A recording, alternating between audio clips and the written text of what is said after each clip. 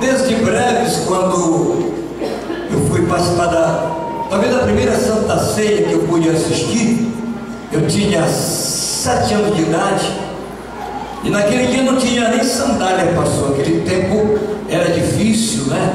Era complicado. Mas fui mesmo descalço para a igreja.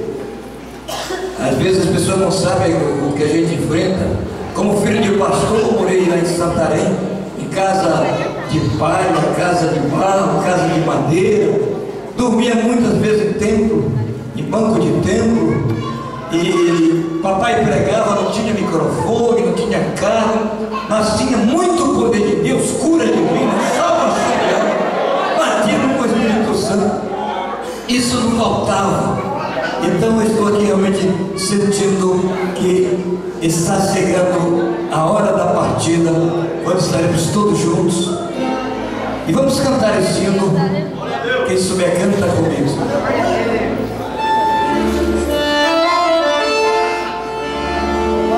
Dá um pouquinho mais de som para acordeão aqui. É aqui que eu vou.